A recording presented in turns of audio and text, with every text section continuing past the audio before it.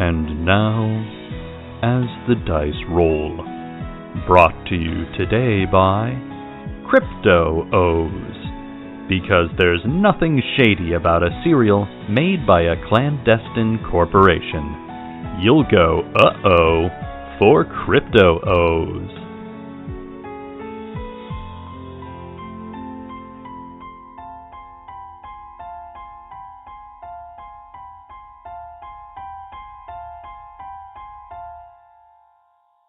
Previously on What Is Not. I run up to Elvis to see if he's for sure dead. Elvis is not dead, he is simply unconscious. There in the doorway is Mildred.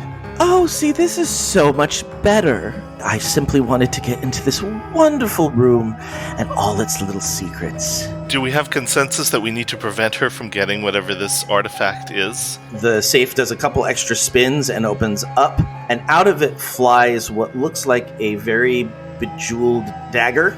Just before she turns to exit, she seems to have some sort of seizure, and down from the stairs is Vic. In the sand of the Mojave Desert in California, off historic Route 66, sits a small desert town called Baghdad. We have some ancient prophecy that something bad's going to go down in Baghdad. It's a town of shadows and secrets, Things aren't as they seem, but we're still not quite sure what's going on. where bumps in the night aren't the house settling, trying to find answers. and the monster under your bed lies in wait for your foot to leave the safety of your covers. My mom used to tell me all of these weird stories about monsters, but I didn't really believe anything she said because, that's crazy talk. It's a world where cultists spend their days pushing papers at the DMV and their nights summoning ancient creatures from the dread beyond. Seeing maybe something happened down at Cryptocore. The expert, Susan Donaldson, the town vet. the freelancer, People call me Beth. Hunting is sort of just like a business that I'm in. the deathless, Bruce the zombie and his father cast a spell to bring him back. the initiate, Donovan Helayan, part of an ancient order of monster hunters. the monstrous, Zeke Solardier. He works for Cryptocore, which is his family's corporation. It's a town where it's very hard to tell what is real and what is not. Welcome to Baghdad.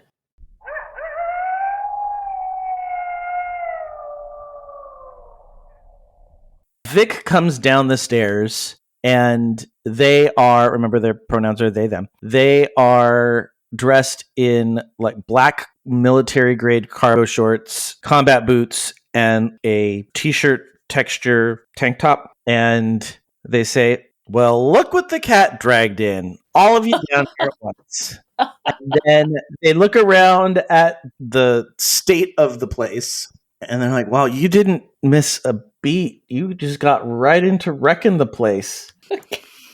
And then sees Bruce with like the tiara and whatever remnants of the wardrobe that he stole from them, and a half-eaten bag of crypto loops or crypto O's. Oh, we're gonna call them crypto O's.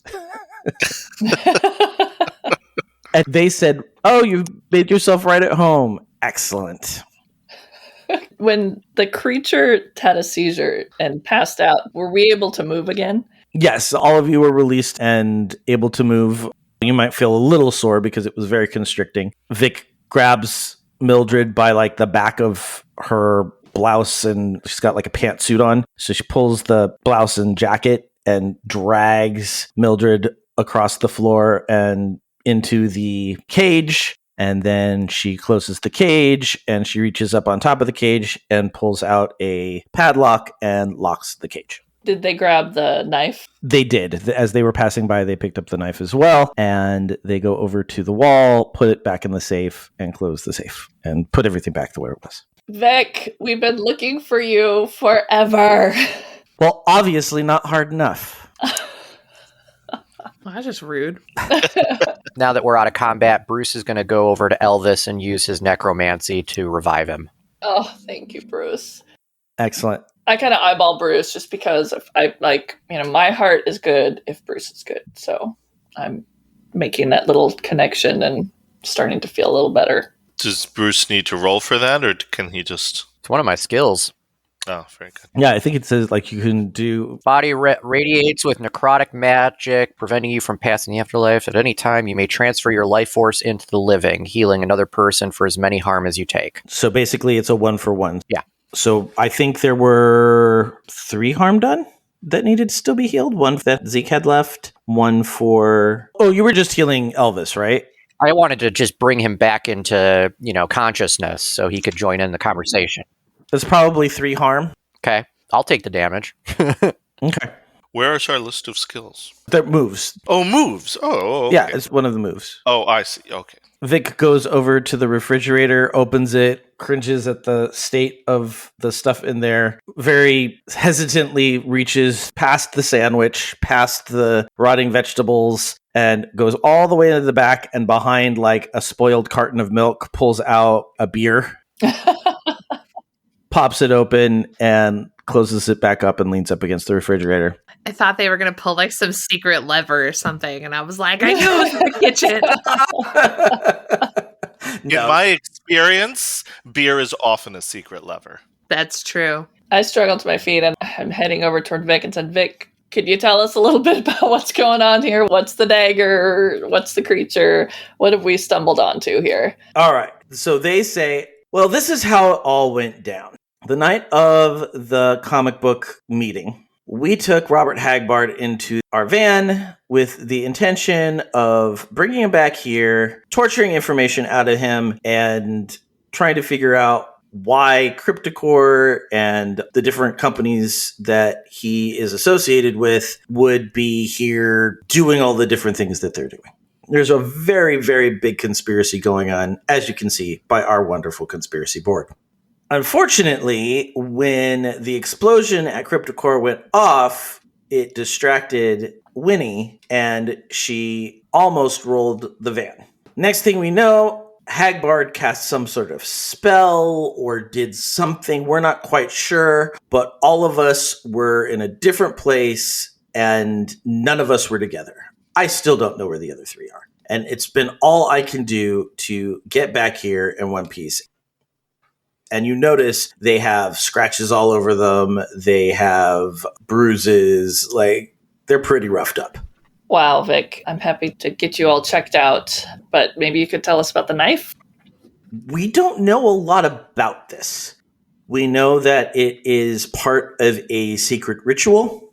We know that it is one of multiple artifacts that need to be assembled to complete a ritual that will ultimately bring darkness and evil upon the world.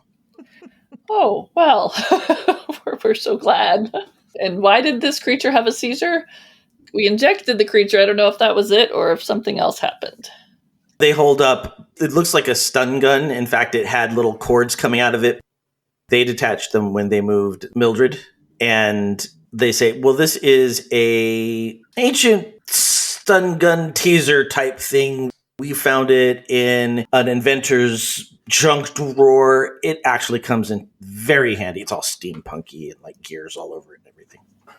Very nice. Well, your timing was fabulous, but what happens when it wakes up? Because it seems to be able to freeze us without doing anything. Well, we've had these before down here. There are runes on the floor of the cage that keep magic from being cast from within it, and she's not going anywhere, at least for now. Okay, well, thank you.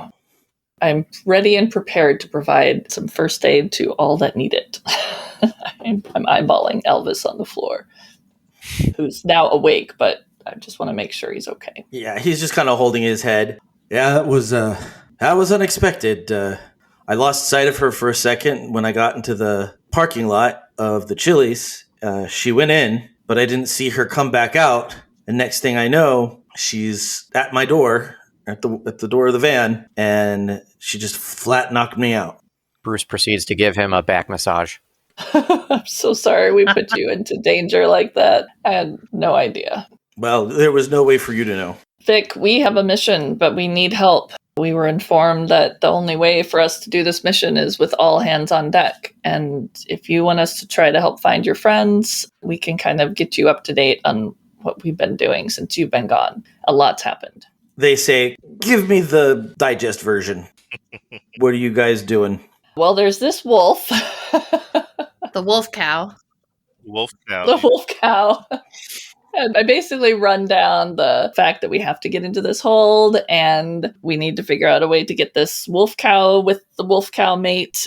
And somehow that's going to help prevent worse things from happening, and run down what Flawless said. And basically I just try to get him up to date and tell him about what we've seen and a little bit about Daisy. So as you are telling them this, they are taking notes on scraps of paper and they're adding them to the conspiracy chart. So now there's a little section about Daisy. There's a little section about Wolf Cow. They add to the little section that they have of the hold, and looking at it, you see that there's a picture of Elvis there. There's a picture of Bat Kid there. An outline of a dark thing that looks like it's flying in the sky, which you're kind of guessing is Meryl. And then a picture of Ralph from like quite a distance away. Well, it sounds like you have a lot of things going. I'm kind of surprised that you got this far. I was just hoping you'd be able to come down here and meet up with us. That's why I gave the key, but we just never made it back. I feel a little insulted. They plop down on their bunk and kind of cross their legs and light up a cigarette. Can I take a quick look at you, Vic? I just want to make sure you look a little banged up. I'm fine. It's just part of the job. All right. Zeke goes over and rummages through the lockers to find something a little bit more appropriate than a trench coat. Oh, I forgot that you were in your boxer shorts. Trench coat again? Can Bruce provide a help to Zeke with picking out what he's going to wear? Zeke would very much appreciate that.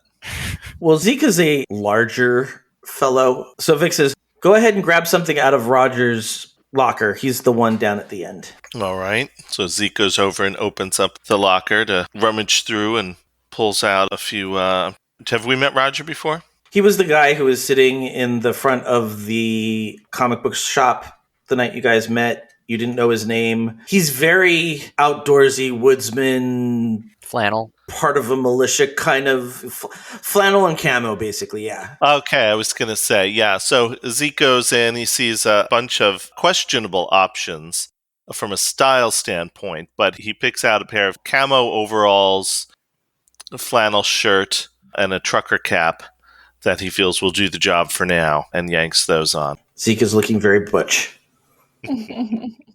Bruce looks at him. He's got his hand on his chin. He's kind of like observing the look, and then he does the diva snap, like, you look like a model. Like, that's just fantastic. Zeke's very appreciative. Vic, do you know what we can do to prevent from being turned to stone by a creature like Daisy? We were told that we need some kind of words or a spell or something. Well, have you figured out what this Daisy person is and why she's so dangerous? Well, we think it's some kind of experiment. They had these hooded lizard creatures in the hold, and we think that somehow they gave her their powers of turning people or creatures into stone. Oh, basilisks. That's easy. Just don't look her in the eye. Okay. So is Stacy the cheerleader? Daisy. The cheerleader, yes. Okay. Maybe our next step then should be to find Daisy. Well, I feel like the next step should be the wolf, but there was that vision of all of us turned to stone, and so I'm feeling like we need a little bit more protection, but yeah. Vic's kind of looking around, kind of trying to like size you up. Beth, Donovan, you have anything to say, to ask? So, Vic, you and your friends have been dealing with Cryptocore and the monsters for a long time. What do we do next? We stepped into this whole situation, and there's a lot going on. If you have a better understanding of what's happening and everything, what's your advice? What's the next step to prevent the end of the world and make everything better? Vic says, well, here's the deal. And they hop up off of the bunk and they go over to the conspiracy board and they kind of lean back. They're still smoking on the cigarette. And they say, so this is how we understand it right now. Cryptocore is one of many different organizations, agencies, cults, whatever you want to call them, that is interested in Baghdad. Apparently, there is some sort of grand conspiracy that all of them are a part of and vying for power over each other. And that power seems to be contained in Baghdad. So, Cryptocore is basically a think tank that uses cryptids to make weapon advances and medical advances for everything from the Illuminati down to the US government. And so they have been working for a couple decades now, but just recently they seem to have upped their activity and they have been pulling creatures from all over the place. And one thing that I definitely know about Baghdad is you certainly don't want to add any more creatures to this place than already exist. So Cryptocore seems to be focused on profit. Profit, power, it's all a big muddle. Everybody has their own reasons for doing things. Everybody has their own motivations. Even inside the same corporations or companies or monasteries, all these places have people that all have their own needs and wants and motivations. And it's a big mess because nobody knows what anybody else is doing. And yet they all know that they're all up to no good. Who was Robert Hagbard? Well, we thought he was just a high-level executive at Cryptocore, but turns out that's not the case. He apparently is some sort of very powerful being that basically threw my team around like ragdolls. Any relation to Mildred? No, Mildred's a troglodyte. A what? A troglodyte. Wow. What did Mildred want the knife for? Well, I'm guessing anybody who is trying to steal the knife would probably be trying to use it to conduct this ancient ceremony that we are trying to prevent because it's probably going to bring upon the end of the world. But I'm a little fuzzy on the details. We don't even know what the other artifacts are. So we may need more than one artifact to make this happen.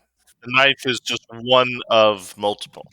We are talking big magic here, people. We're talking about different items. We're talking about chanting and multiple people involved, possibly sacrifices. It's gonna, like, if this happens, whoever pulls this off is, like, it'll be impressive.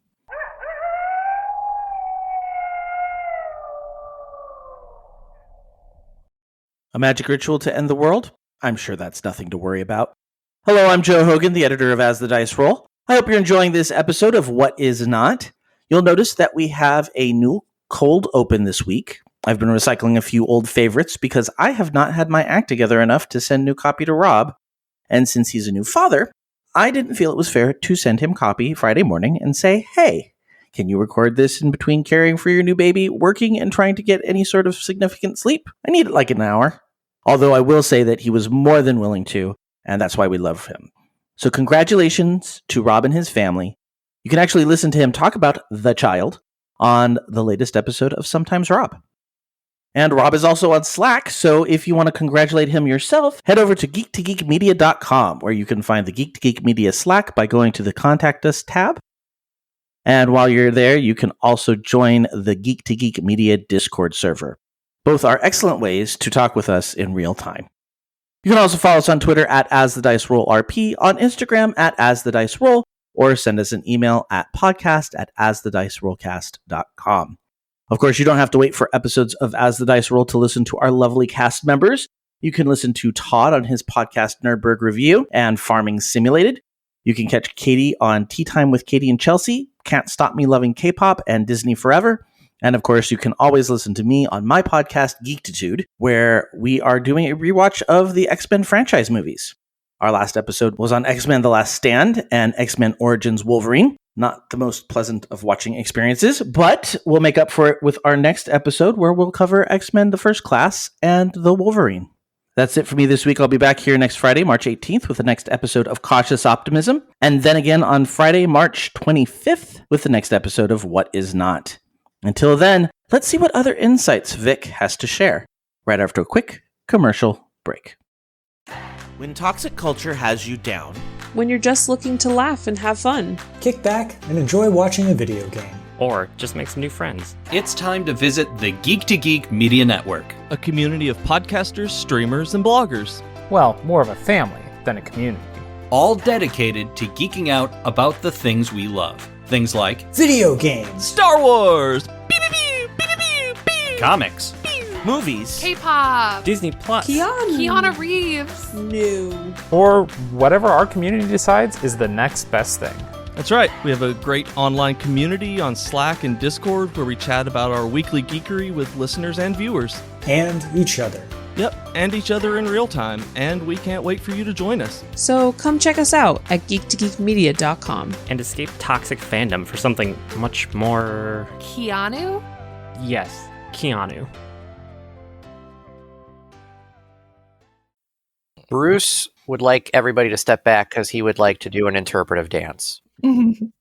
Seems the right time. He's going to queue up Rage Against the Machine. I'm thinking Killing in the Name of, and he's going to do an interpretive dance to show how angry he is that somebody keeps deleting his tweets and his posts and all of that. They're screwing up his social media presence, and he wants to know who it is. My guess would be the company. Just the fact that Vic could just immediately interpret that dance as impressive. When you say the company, is that Cryptocore, or are we talking about something else? As far as I can tell, the company is one of the bigger players. They don't really have a name. They're just referred to as the company. There's a whole bunch of bureaucracy and shell companies and all different things that they use to conduct all sorts of shady business. And Cryptocore is not involved with them at all. Like, it's a whole different enchilada. This is a lot more complicated than we thought at first.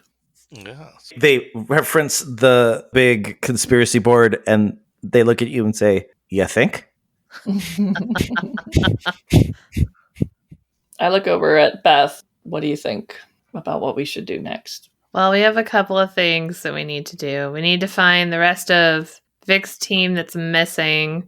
We also need to find Daisy. And those are like the immediate things we should probably do. We need to rescue the other cow wolf thing from Cryptocore. I believe you dubbed it a wolf cow. My bad. Wolf cow. Yeah. So it just depends on which of those things are the most important thing. Bruce does some mosh pitting by himself to represent his opinion that we should go take down the corporation more than anything. The company? The company, sorry.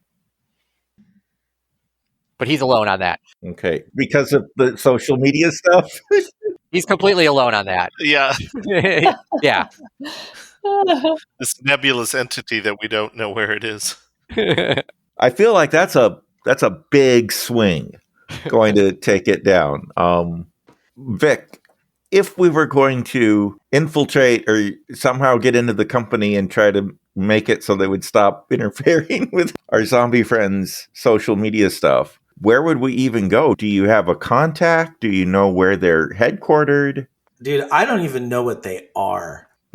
I don't know where they come from. I don't even know if they're run by humans. I thought that this Hagbard guy was just like a recruiting rep for the company. And turns out that he has got some major magic behind him because, like I said, one minute we are in a van heading over here, and the next minute I am in the middle of a underground swamp trying to fight my way back to Baghdad. Well, if they have the ability to interfere with social media, maybe we don't need to find them in the physical world. Maybe we need to wage a war against them in cyberspace. Ooh. What? Wait, Donovan knows what cyberspace is? Impressive. Yes, I saw the movie Hackers. I know. Saw Yeah. Hackers. Vic nods as they light their second cigarette and goes, Hackers was a good movie. Major props to you. Good call. Quality and educational. I think we need to focus on the things that we can immediately do. Like, obviously, figuring out what to do about the company is very important, but we also still need to save the wolf cow, and Daisy's still missing. I feel like the wolf cow is important. Flawless made the wolf cow out to be important, and something is amiss when they're not together and happy. And we might even get more information if they're together, because it said that it would help us. It might not, but I figure the only way that we're going to get help and maybe some more information is if we do what he needs. Yes. I agree. I think that should be your next step. Are we able to search for Hagbar or Wendy or any of these other missing folks? Do we have any idea? The cow wolf seems to be the most actionable because we know where we found the other cryptids. You know, we have a location. We can go there and do the thing and rescue the cow wolf. Everyone else is missing or wrapped behind some enigma. And with Vic now, I think we have enough, although of course we want to rescue his friends. But I feel like just with him and Elvis and the Bat Kid and Meryl and all of us, I feel like we're ready. If Vic will help us. So off to the hold we go? I think so.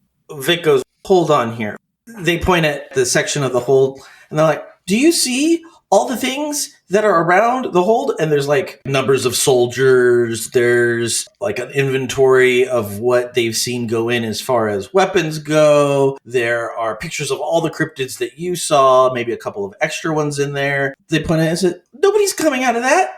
Yeah, no, the first time we went in there and rescued people, it was very difficult. Vic almost drops their cigarette.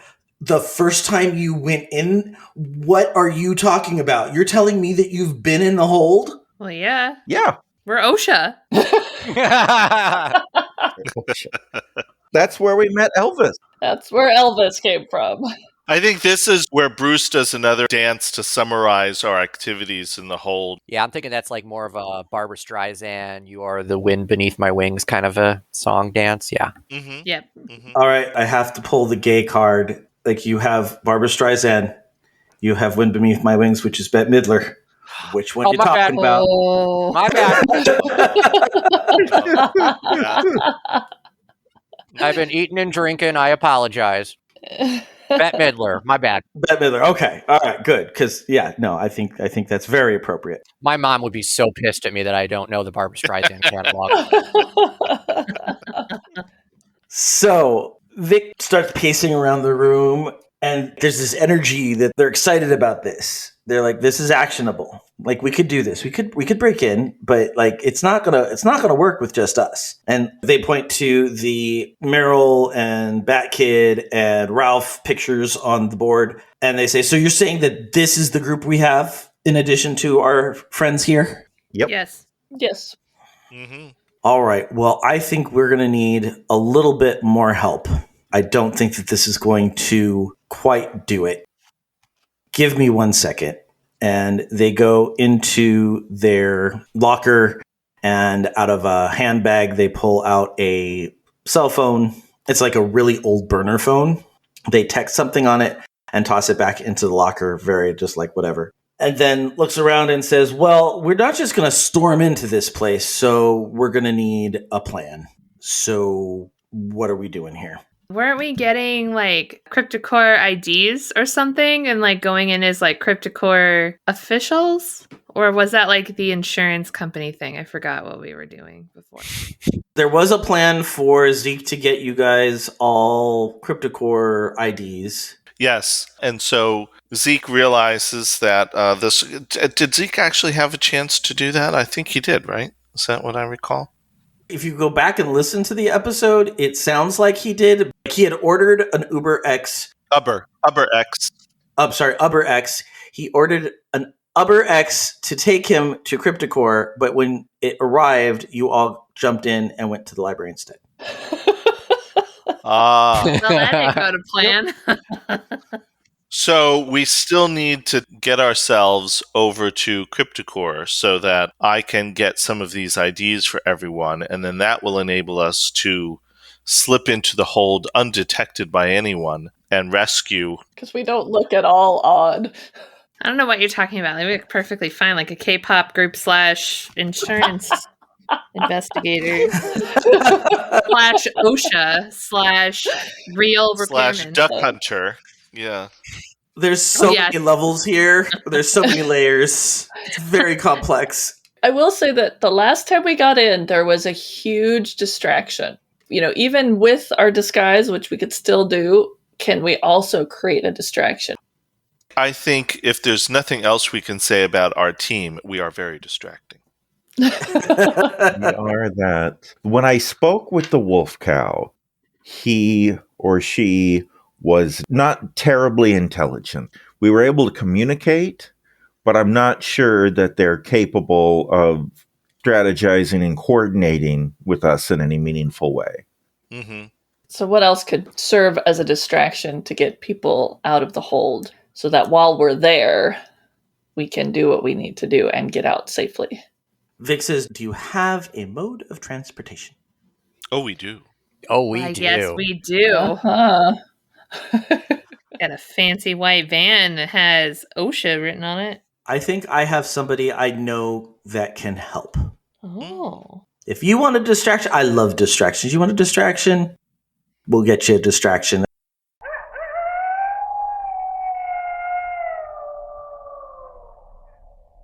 Next time on What Is Not. I think having a distraction going on as we show up looking like official CryptoCore people, hopefully make people not look at us too closely. Hey, Mr. Solidaire, I know you've promised me multiple times that you were going to give me a letter of recommendation, but I haven't seen it. You've been listening to As the Dice Roll. The As the Dice Roll intro music is The Soap Opera by James Bowers. You can find and license his music through Pond5 at pond5.com. All the rest of the music in this episode is by Darren Curtis and can be found at darrencurtismusic.com. The opening voiceover is by our very own Rob Sometimes. You can find his podcast at comicbox.libsyn.com. And the As the Dice Roll logo was created by Maricel Edwards. Check out her book No Great Matter at msedwards.com. As the Dice Roll is a proud member of the Geek to Geek Media Network. Check out other Geek to Geek shows, streams, and content at geektogeekmedia.com. If you'd like to contact the show, you can send an email to podcast@asthedicerollcast.com. Individual players and GMs' social media can be found on our website at asthedicerollcast.com.